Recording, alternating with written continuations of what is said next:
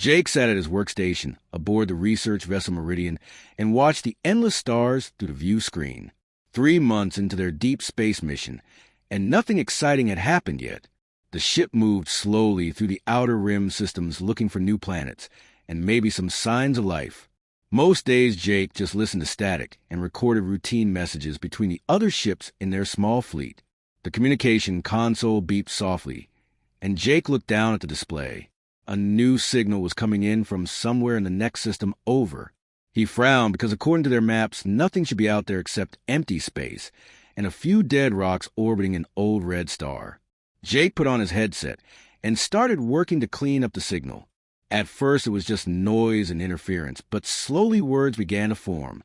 Jake sat up straighter in his chair because he could swear he was hearing English.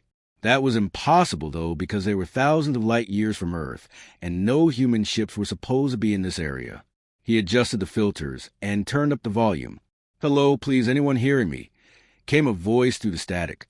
The voice was clearly female, but there was something strange about the way she spoke. The words were right, but the rhythm was off somehow, like someone learning English from a book. "My name is Kira, and my people need help very much." Jake quickly started recording the transmission and called over to Captain Torres, who was reviewing star charts at the main table. "Captain, you need to hear this," Jake said while motioning him over to the communication station. Captain Torres walked over and put on a second headset. His eyebrows went up when he heard the voice continuing to speak. "We are crashed on Moon in your system, and our ship is broken badly. Pirate attacked us 2 days ago, and we cannot fix engines or life support systems. Please, if any human ships are near, we would be very grateful for assistance." The captain looked at Jake with a confused expression. "How does she know we are human, and how is she speaking English?" he asked quietly. Jake shook his head because he had no idea either. He opened the channel to respond. "This is Communications Officer Jake aboard the human vessel Meridian. We received your distress call. Can you tell us your location and what kind of assistance you need?" There was a moment of silence, then the voice came back, much more excited than before. "Oh, wonderful, wonderful, a real human person is talking to me. I cannot believe this is happening right now.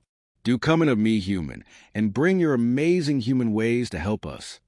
Jake and the captain exchanged looks because that phrase did not make much sense, but her excitement seemed genuine. "Can you repeat your location?" Jake asked again. Yes, of course. "We are on the 3rd moon of the big gas planet in your system, the one with the purple rings around it. Our ship is in a crater on the dark side, where we try to hide from the pirates, but they found us anyway." Captain Torres checked their navigation system and found the moon she was talking about. It was about 6 hours away at maximum speed. He thought for a moment, then spoke into the headset. "This is Captain Torres of the Meridian. We can reach your location in approximately 6 hours. How many people are in your group, and what is your current condition?" "Oh, Captain Torres, what a strong human name. There are 12 of us still alive, but 3 are hurt very badly. Our medical systems are not working, and we have maybe 8 hours of air left in the emergency tanks. Also, the pirates said they would come back to search for survivors, so we are very scared." The captain made his decision quickly. First contact protocol said they should report to Earth Command and wait for instructions, but these people will be dead by then. "We are coming to help you. Try to conserve your air and stay hidden. We will contact you again when we are closer to your position. Thank you so much, Captain Torres and Officer Jake. You are exactly like the humans in our broadcast, so brave and helpful. We will wait for you and try to stay safe. This is Kira signing off for now." The transmission ended, and the bridge fell quiet except for the normal humming of the ship systems. Captain Torres looked around at his crew, who had all stopped their work to listen. "You heard her, people. Set course for that moon maximum speed. Jake, keep monitoring that frequency in case she calls again. Dr. Mills, get the medical bay ready for possible casualties." As the ship changed course and picked up speed, Jake could not stop thinking about what the alien girl had said. She mentioned broadcasts and seemed to know quite a lot about humans. How was that possible when no human had ever been in this part of space before? Also, her way of speaking was strange, like she had learned English, but never actually talked to a human person. 2 hours into their journey, Jake picked up another transmission from Kira. This time, she sounded more worried. "Human friends, we have spotted ships coming toward our moon. They look like the same pirates who attacked us before. We are hiding deep in the cave system, but I think they know we are here." Jake immediately called the captain back to the communication station. "Kira, this is Jake. How much time do we have before they reach you?" "Maybe 2 hours at most. They are scanning the surface with some kind of detection equipment. Captain Torres, are you close enough to help us fight them off?" The captain took the headset. "We are still 4 hours away from your position. Is there anywhere you can hide that their scanners cannot find you?" "We will try the deep caves, but some of our people are too hurt to move very far." "Jake, can I ask you something that might sound strange?" "Go ahead, Kira." "In the human shows we watch, your people never abandon others in trouble, even when it is very dangerous. Is this really true or just something for entertainment?" Jake felt something tight in his chest when she asked that question. Here was an alien who was about to die asking if humans really cared about helping others. "It is really true, Kira. Humans do not leave people behind when they need help. We are coming as fast as we can." "I knew it," she said, and Jake could hear the happiness in her voice despite their terrible situation. "This is why we wanted to meet humans so badly. Your people have something special that other species do not have."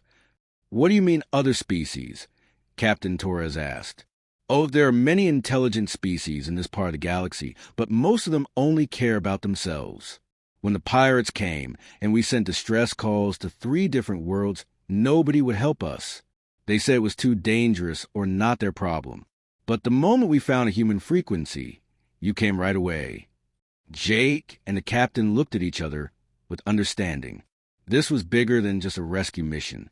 This might be humanity's first real contact with an alien civilization, and they were about to make either a very good or very bad first impression. "Kira, we need you to tell us everything you know about these pirates," the captain said. "What kind of weapons do they have, and how many ships?" "They have energy weapons that can cut through our ship hull, and some kind of paralysis beam that stops our people from moving. There are 2 ships about the same size as yours. They wear battle armor and move very quickly. Our people are not fighters, Captain Torres. We are scientists and artists." "Understood. Find the deepest hiding place you can and wait for us. Do not try to fight them, just stay hidden." "We will try, but Jake, I want you to know something important. Even if we do not survive this, we are so happy to have talked with real humans. You are exactly what we hoped you would be." The transmission ended and Jake stared at his console, feeling a strange mix of anger and determination. These pirates had attacked peaceful people, and now they were coming back to finish the job. Well, they were about to learn what happened when you mess with people under human protection. Captain Torres called all senior staff to the bridge and quickly explained the situation. "We are going up against unknown hostile forces to rescue aliens we have never met before. Anyone who wants to object to this mission, speak up now." Nobody said a word. Chief Engineer Martinez spoke first. "Those pirates picked the wrong people to mess with, Captain." "Agreed," said Dr. Mills. "We have medical supplies ready, and I want to meet these aliens who think so highly of humans." Jake felt proud of his crew and knew that Kira had been right about humans not abandoning people in trouble. Now, they just had to get there in time to prove it. The Meridian dropped out of faster-than-light travel near the Purple Ring gas giant, and Jake immediately started scanning for the moon, where Kira and her people were hiding. Captain Torres stood behind him watching the sensor displays, while the rest of the bridge crew prepared for what might be their first combat situation. "I have the moon on sensors, Captain," Jake reported, "and I am picking up 2 ships in orbit around it just like Kira described. They appear to be scanning the surface." "Any sign of weapons fire?" Torres asked. "Not yet, but they are definitely looking for something down there." Jake adjusted his headset and opened the channel to Kira. "Kira, this is Jake. We have arrived at your moon and can see the pirate ships. What is your current status?" The response came back weak and full of static. "Jake, thank goodness you made it. We are hiding in the deep caves, but they found our ship and are sending landing parties to search for us. 3 of my people are very sick, and we cannot move them much further." Captain Torres took the headset. "Kira, this is Captain Torres. We are going to create a distraction to draw the pirates away from you. When do you need to get your people to the surface as quickly as possible so we can transport you to our ship? Captain Torres, the pirates have much better weapons than we do. Are you sure your ship can fight them? Do not worry about us, Kira. Humans are very good at dealing with bullies. Just be ready to move when we give the signal.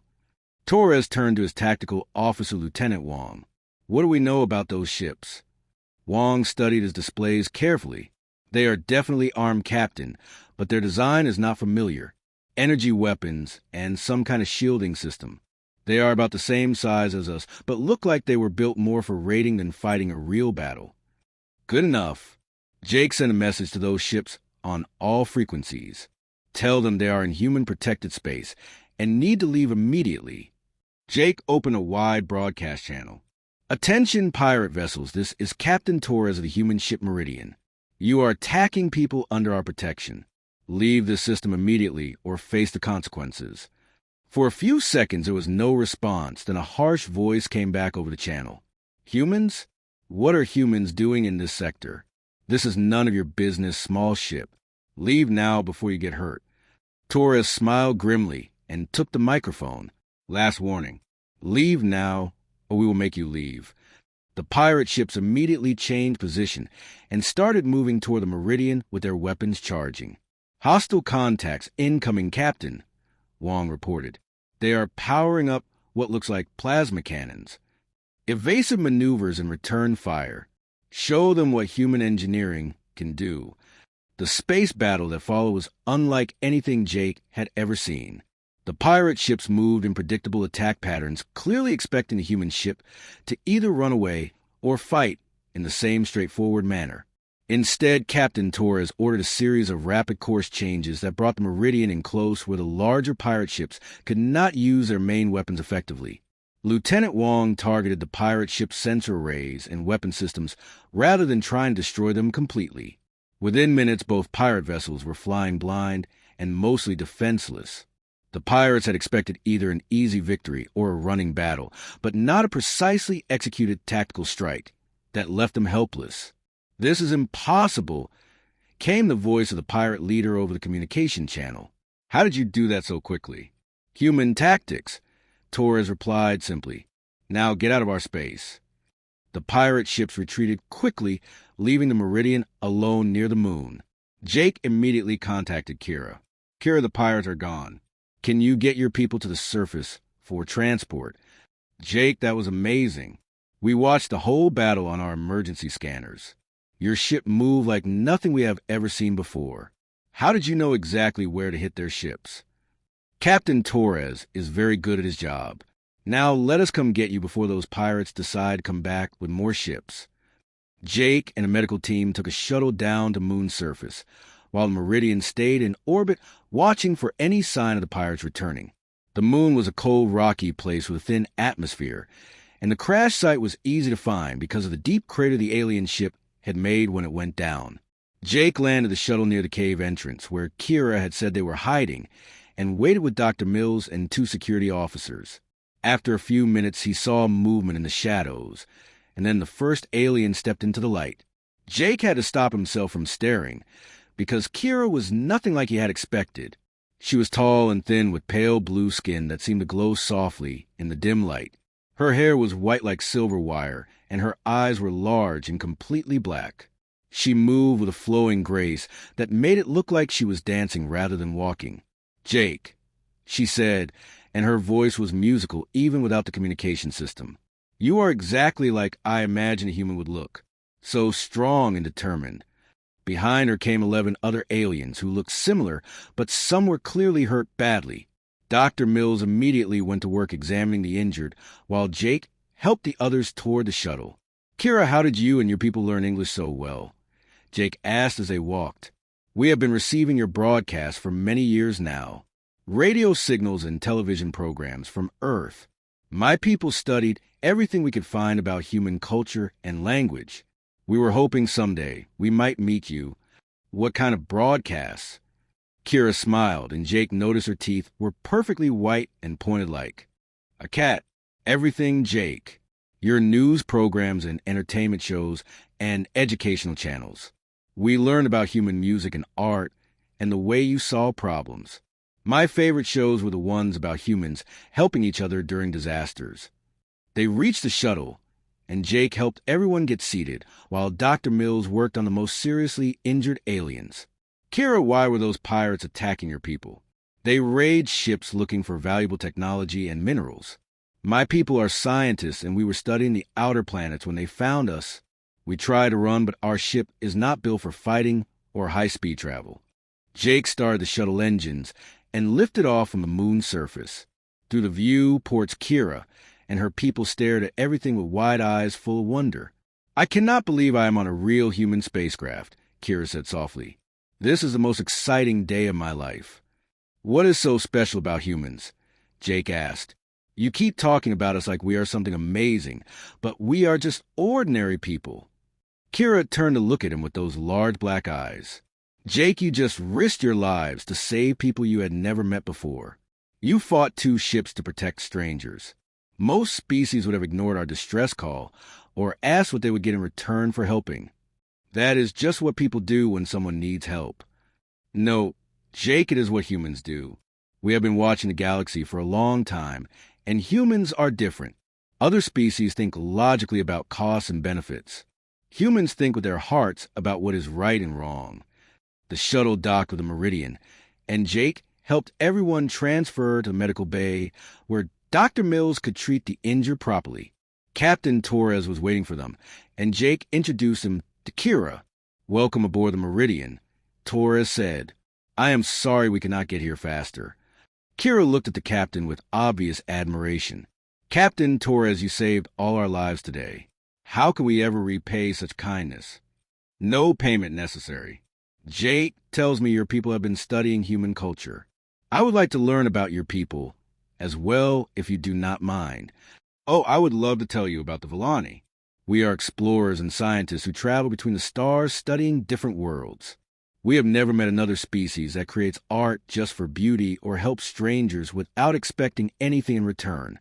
Dr. Mills came over to report on the injured aliens. They will all recover, Captain, but they need rest and proper medical care. Their biology is different from humans, but not too different. I think they evolved on a world with lighter gravity and more radiation from their sun.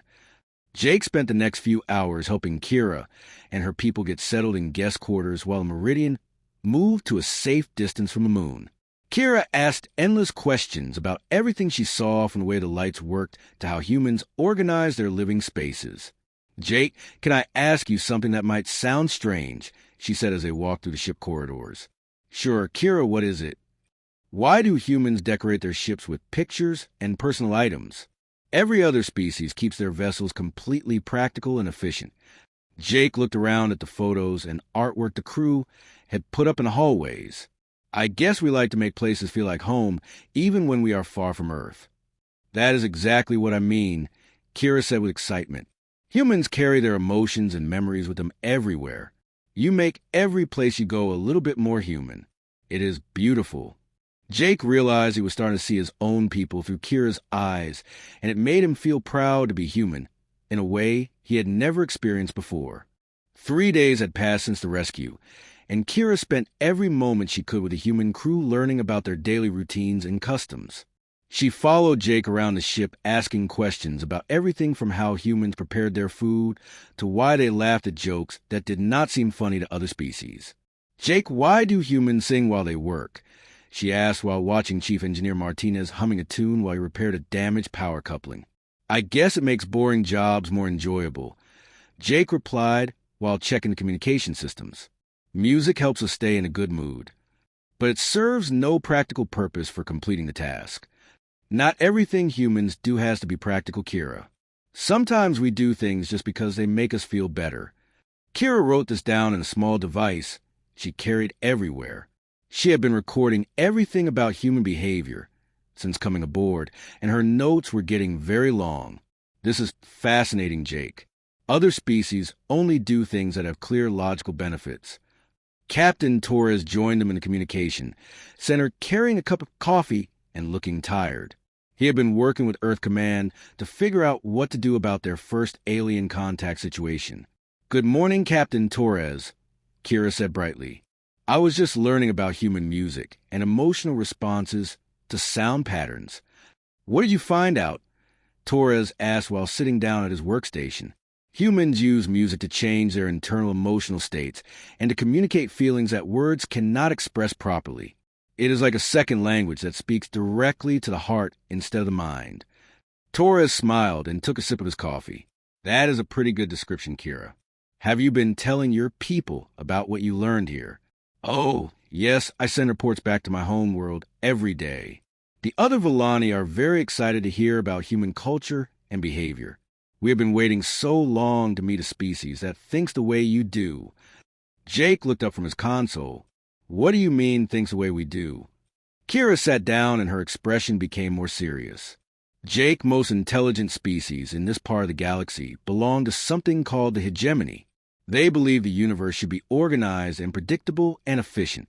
They think emotions are a weakness that leads to poor decisions. "What is wrong with emotions?" Torres asked. "Nothing is wrong with them, Captain Torres, but the hegemony species do not understand this. They see humans as dangerous because you make decisions based on feelings instead of just logic. They think your unpredictable behavior could disrupt their ordered society." Jake felt a chill run down his spine. "Are you saying they would try to stop humans from exploring space?" "I do not know for sure, but the hegemony does not like species that do not follow their rules. They prefer everyone to think and act the same way, so there are no surprises or conflicts." Dr. Mills came into the communications center carrying his medical scanner and looking excited. "Captain, I have finished analyzing the Villani biological data, and you need to see this." "What did you find, Doctor?" "The Villani have a form of limited telepathy, Captain. They can sense emotions and intentions from other beings, but not specific thoughts. That is how Kira knew we were being honest when we offered to help them." Kira nodded. "Yes, this is true. Most species try to hide their real feelings, but humans do not. Your emotions are always very close to the surface and easy to read. It makes you seem more trustworthy than others." "Is that why your people were so interested in human broadcasts?" Torres asked. "Partly, yes. We could sense the genuine emotions in your entertainment programs and news reports. Even though we were watching from thousands of light years away, we could feel that humans care deeply about many things. Other species' broadcasts feel cold and empty to us." Jake was starting to understand why Kira found humans so fascinating. "So we're like an open book to you. More like a beautiful song, Jake. Human emotions create patterns that are pleasing to Villani's senses. When you are happy, we feel warm. When you are sad, we want to comfort you. When you are angry about injustice, we feel inspired to act." The communication console beeped and Jake saw an incoming message from Earth Command. Captain Torres read it quickly, and his expression became worried. "What is it, Captain?" Jake asked. "Earth Command wants us to return immediately with our alien guests. They are concerned about the political implications of first contact without proper preparation." Kira looked confused. "Political implications?" "Earth governments are worried about how contact with aliens might change human society," Torres explained. "They want to study the situation carefully before making any big decisions." "But, Captain Torres, this is exactly what I was afraid would happen. The more humans think about the practical consequences, the more you will start to sound like the hegemony species." Jake saw the disappointment in Kira's eyes and felt bad for her. "What do you mean, Kira?" "Humans are special because you act from the heart first and think about consequences later. If your leaders start making cold, logical decisions about alien contact, you will lose the very thing that makes you different." Dr. Mills nodded thoughtfully. "She has a point, Captain. Everything we have learned about human uniqueness suggests our emotional responses are actually our greatest strength." Torres sat quietly for a moment, thinking about the message from Earth Command. Finally, he made a decision that surprised everyone. Jake sent a reply to Earth Command. "Tell them we are continuing our mission to study this region of space and learn more about our new allies." "Captain, are you sure about disobeying direct orders?" Jake asked. Sometimes, Jake, the right thing to do is not the same as the safe thing to do. Kira and her people risked everything to make contact with us. The least we can do is take the time to understand what this means. Kira looked at Captain Torres with such gratitude that Jake could feel the emotion radiating from her even without telepathy. Thank you, Captain Torres. You are proving everything I believed about humans. Over the next several hours, Kira shared more information about the galaxy and the different species that lived in it. She explained that the hegemony controlled most of the trade routes and communication networks between worlds. They maintained order by making sure all member species followed the same basic rules about behavior and decision-making. What happens to species that do not want to follow their rules? Jake asked. They are usually isolated or forced to change their ways. The hegemony believes that unpredictable species are a threat to galactic stability. Have they ever encountered humans before? No, Jake, you're the first humans anyone has met, but they know about Earth from intercepted radio signals. Some hegemony leaders think humans should be contained before you spread your chaotic influence to other worlds. Torres looked grim. It sounds like we might have a problem. Maybe, Captain Torres, but you also have something the hegemony does not expect. You have allies who believe in you. What do you mean? Kira smiled and her whole face seemed to glow. There are other species who are tired of hegemony control. Young people from many worlds who want to think and feel freely like humans do. My reports about your kindness and creativity are spreading through underground networks across dozens of planets. Jake felt excitement building in his chest. You mean other aliens want to be like humans? Not exactly like humans, Jake, but they want the freedom to be themselves instead of copying the same boring hegemony patterns. Your emotional honesty and creative problem-solving are inspiring beings who never thought there was another way to live. Dr. Mills was taking notes on his medical scanner. This could change everything we know about galactic politics. Yes, Dr. Mills, and it is happening because humans chose to help strangers instead of following safe logical protocols. You prove that emotions and compassion make you stronger, not weaker. The communication console beeped again, and Jake saw another message coming in. This time it was not from Earth Command, but from an unknown source using Volani communication frequencies. Kira, you should see this, Jake said while putting the message on the main screen. The message was from other Volani ships scattered throughout the galaxy. They had heard about the human rescue and wanted to know if the stories were really true. Were humans actually as brave and compassionate as Kira had reported? My people are very excited, Kira said while reading the messages. Some of them want to travel here to meet humans for themselves. What should we tell them? Torres asked. Tell them, yes, Captain Torres. Tell them humans are everything we hoped they would be and more. Tell them the galaxy is about to become a much more interesting place. Jake smiled as he started typing a response. For the first time since leaving Earth, he felt like they were part of something bigger than just exploration. They were part of a movement that could change how entire civilizations thought about life and relationships and what it meant to be truly alive. Kira watched him work, and her black eyes sparkled with hope. Do come into me human, she said softly. Show the galaxy your beautiful human way. 2 weeks after the rescue mission, Jake was monitoring communication channels when the sensors detected multiple ships dropping out of faster than light travel nearby. He counted at least 15 vessels arranged in a perfect military formation and moving toward the meridian with obvious hostile intent. Captain Torres to the bridge immediately. Jake called over the ship intercom while studying the sensor readings. The approaching fleet was massive compared to anything humans had ever built, and each ship bristled with weapon systems that looked far more advanced than Earth technology. Captain Torres arrived on the bridge within seconds, followed by Kira, who had been sharing breakfast with the crew in the dining hall. Her face went pale when she saw the ships on the main display screen. Those are hegemony warships, she said quietly. A full battle fleet. They must have been tracking our communications. How many people are on those ships? Torres asked while Lieutenant Wong brought the Meridian to battle alert status. Each ship carries about 500 crew members, Captain Torres. You are facing over 7,000 hegemony soldiers and officers. Jake felt his stomach drop. The Meridian only had a crew of 40 people, and their weapons were designed for fighting pirates, not military fleets. Captain, what are our orders? Before Torres could answer a communication signal, came in from the lead hegemony ship. The voice that spoke was cold and mechanical with no emotion at all. Human Vessel Meridian, you are in violation of hegemony space regulations and protocols. You will surrender immediately for processing and quarantine.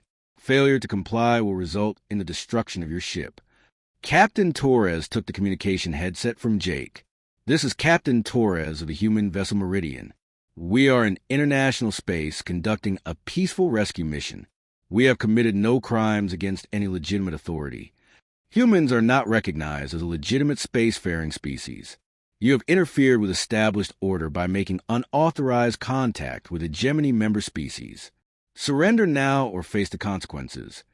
Torres looked around his bridge at the crew, who were all watching him with trust and determination. None of them looked scared, even though they were hopelessly outnumbered. We decline your demand for surrender. These people are under human protection. The hegemony commander sounded genuinely surprised.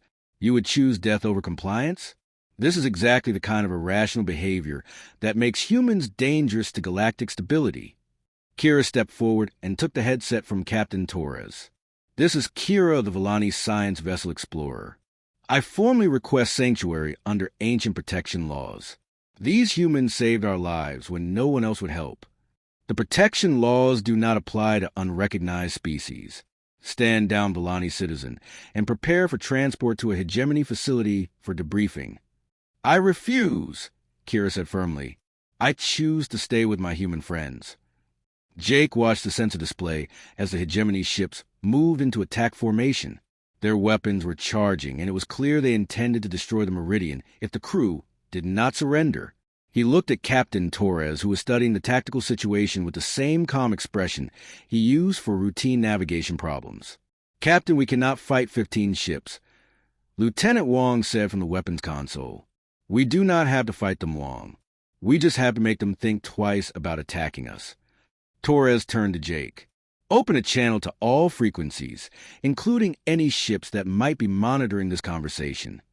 Channel open, Captain. This is Captain Maria Torres of the Human Vessel Meridian. We are about to be attacked by hegemony forces for the crime of rescuing civilians in distress.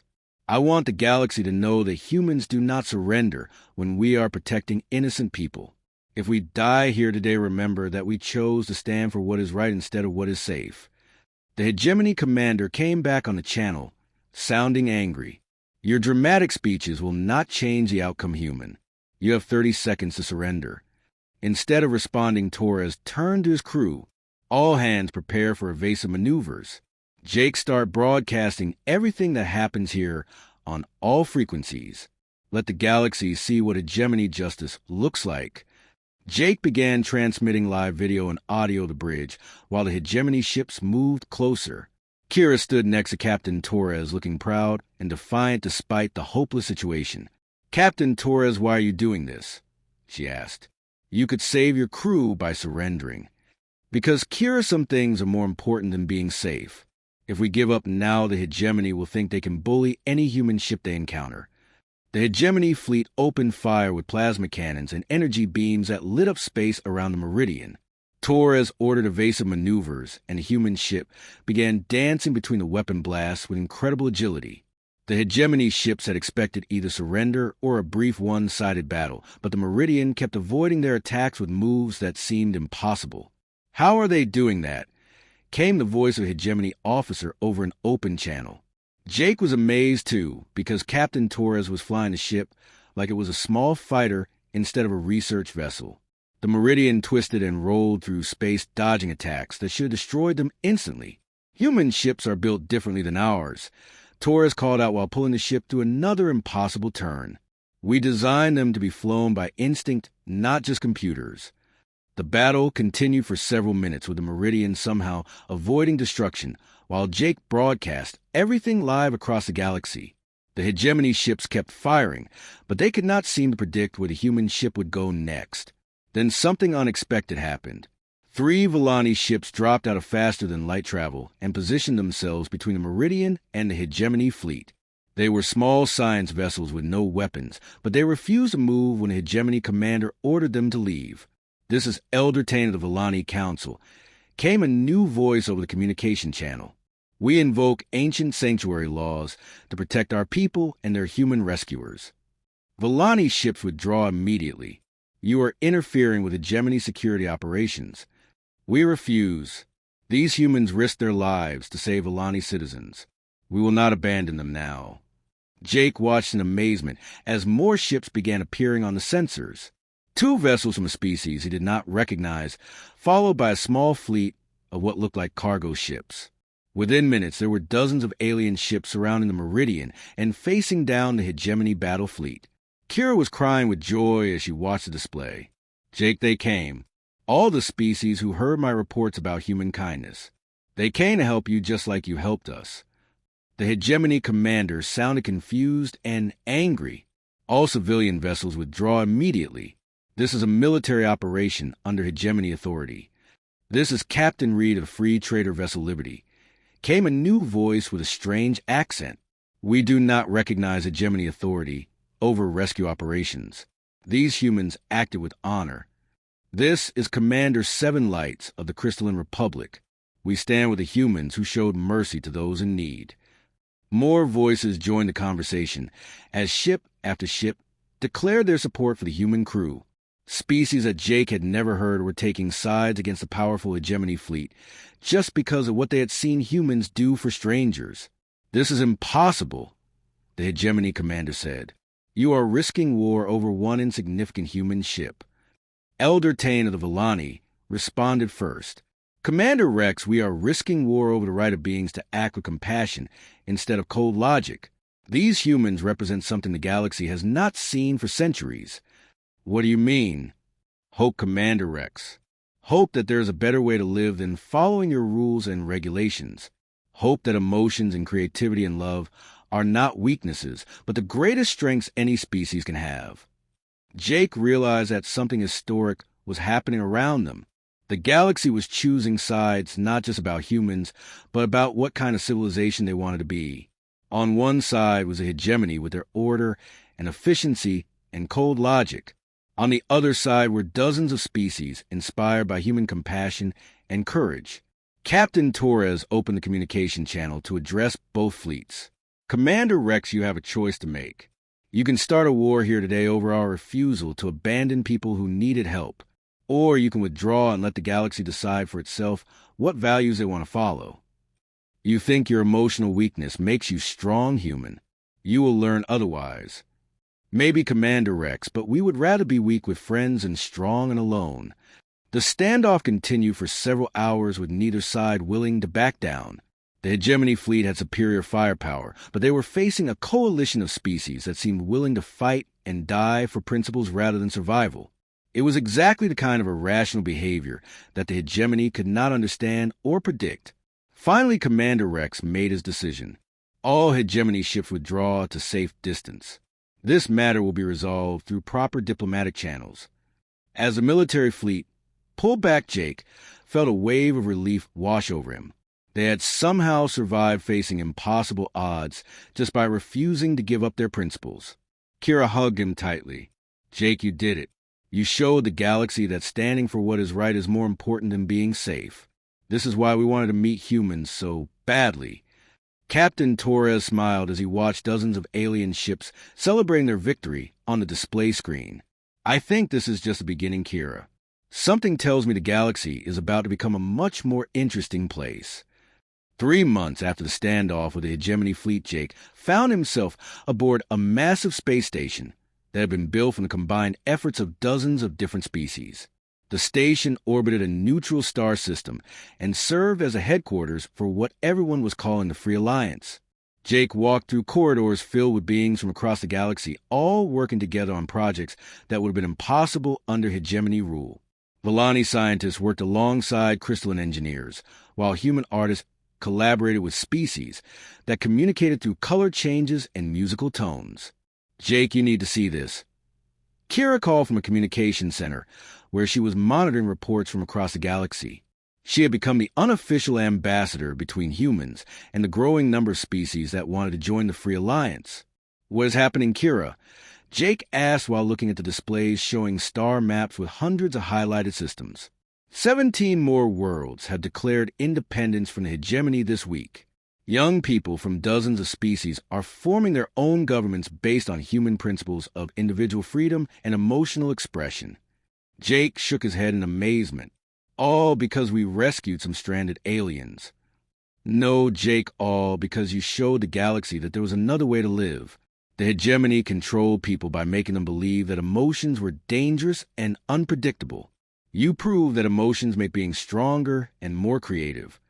Captain Torres joined them in the communications center, carrying reports from Earth about humanity's first official diplomatic contact with alien civilizations. The governments of Earth had finally accepted that first contact was a reality and were working to establish formal relationships with the Free Alliance species. "How are things going back home, Captain?" Jake asked. "Better than expected. Earth Command was angry about us disobeying orders at first, but the results speak for themselves. Humanity now has allies across half the galaxy and access to technologies that will advance our civilization by centuries. What about the hegemony? Are they still threatening war?" Torres sat down at a workstation and pulled up intelligence reports from across hegemony space. "They are having their own problems. Commander Rex has been removed from command for failing to contain what they call the human infection. Their member species are questioning hegemony authority for the first time in generations." Kira looked excited as she read incoming messages on her communication device. Jake, 3 more hegemony worlds just declared neutrality. They want to study human culture and decide for themselves whether to join the Free Alliance. "How many species have joined so far?" Jake asked. 47 confirmed members, and at least 100 more considering it. The movement is growing faster than anyone expected. Dr. Mills came into the communication center carrying his medical scanner and looking pleased with himself. "Captain, I just finished analyzing the biological data from all our new allies, and the results are fascinating." "What did you find, Doctor?" "Almost every species in the Free Alliance has some form of emotional sensitivity or creative ability that was suppressed under hegemony rule. The Villani have telepathic empathy. The Crystalline Republic communicates through artistic expression. The Harmony people literally sing their thoughts to each other." Jake began to understand something important. So, the hegemony was not just controlling behavior. They were forcing entire species to deny their natural abilities. "Exactly, Jake. Humans gave these species permission to be themselves again by showing that emotions and creativity are strengths, not weaknesses." Over the following weeks, Jake watched as the Free Alliance grew into something that surprised everyone, including the humans who had started it. The Alliance was not just a political organization, but a cultural revolution that was changing how entire civilizations thought about life and relationships. Species that had never cooperated before were working together on projects that combined their unique abilities in amazing ways. Villani empaths helped resolve conflicts between other species. Crystalline engineers built structures that were both functional and beautiful. Human artists created works that inspired beings across the galaxy to express their own creativity. The most surprising development was that many young hegemony citizens were secretly supporting the Free Alliance even while their governments remained hostile. Underground networks shared human entertainment and philosophy while organizing peaceful protests against authoritarian rule. "Kira, look at this message," Jake said while reading a transmission from deep inside hegemony territory.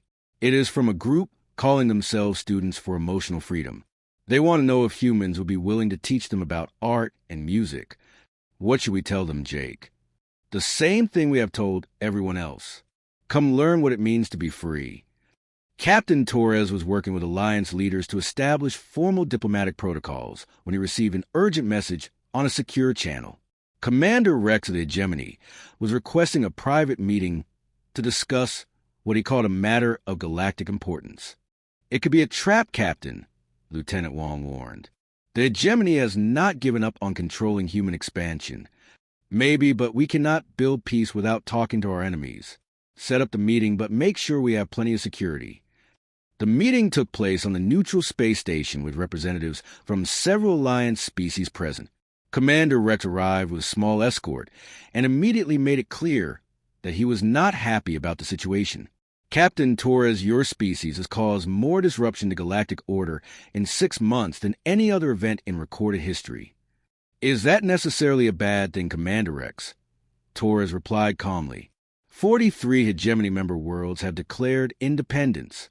Trade routes that have operated efficiently for centuries are in chaos. Young people across our territory are refusing to follow established social protocols. Jake watched the hegemony commander and realized the man looked tired and frustrated rather than angry. "Commander Rex, what do you want from us?" "I want to understand how one small human ship could destroy a system of government that has maintained peace for over 1,000 years." Kira stepped forward, and her voice was gentle but firm. "Commander Rex, you did not maintain peace. You maintained control. There is a difference. Order prevents war and suffering. Emotions lead to conflict and chaos. No, Commander Rex, emotions lead to growth and creativity and love. Conflict comes from trying to force beings to deny their true nature." The hegemony commander looked around the room at representatives from dozens of species who were all watching him with curiosity rather than hostility. These species were happier under our guidance. They had security and predictable lives. Elder Tane of the Villani Council spoke up. "Commander Rex, were you happy under hegemony rule?" The question seemed to surprise Rex. "Happiness is not relevant. Duty and efficiency are what matter."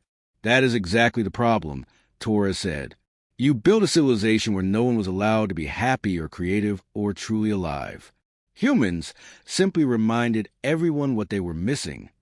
The meeting continued for several hours as Commander Rex tried to understand how human values had spread so quickly across the galaxy. Jake realized that the hegemony leader was not evil, just trapped in a system that had forgotten why civilizations exist in the first place. Finally, Rex made an admission that shocked everyone. The Hegemony Council is considering reforms to our social policies. Some members believe that limited emotional expression might be acceptable if properly regulated. "Commander Rex, you cannot regulate emotions any more than you can regulate creativity or love," Kira said. "These things must be free to grow naturally or they die." "Then what do you propose?" "Complete chaos with no rules or structure." Captain Torres smiled. "Commander Rex, we propose something much more dangerous than chaos. We propose hope." 6 months later, Jake stood on the observation deck of the Alliance station, watching as ships from hundreds of worlds came and went in a constant stream of trade and cultural exchange. The hegemony still controlled about half the galaxy, but their grip was weakening as more species chose freedom over security. Kira joined him at the observation window, carrying a communication device that had been modified to translate dozens of different languages simultaneously. She had become one of the most important figures in the Alliance by serving as a bridge between species with very different ways of thinking. "Jake, I just received a message from Earth. Your government wants to establish a permanent embassy here and assign you as the first human ambassador to the Free Alliance. What do you think I should do, Kira?" "I think you should do what humans always do, Jake. Follow your heart and see what happens." Jake laughed and realized that was exactly what he'd been doing since the day they first heard Kira's distress call. "Do come in a me human," he said, using the phrase that had become the unofficial motto of the Free Alliance. "Yes, Jake. Show the galaxy your beautiful human way." As they watched the ships moving through space, Jake thought about how much had changed since that first day when they decided to help some strangers in trouble. The galaxy was a bigger and more complicated place than any human had imagined, but it was also full of beings who wanted the same things humans wanted. Freedom to be themselves. The right to love and create and dream. The chance to build something better than what came before. The hegemony would probably never understand why species chose uncertainty over control, or why beings would risk everything for abstract concepts like hope and dignity. But that was fine because the galaxy was big enough for different ways of thinking, as long as no one tried to force their beliefs on others. Jake smiled as he watched a group of young aliens from different species working together to repair a damaged ship. They were laughing and singing while they worked just like humans did. Maybe that was a real victory. Not defeating the hegemony, but showing the galaxy that there were many ways to be alive, and all of them were worth protecting. "Kira, what do you think will happen next?" "I do not know, Jake, but I cannot wait to find out. With humans in the galaxy, anything is possible."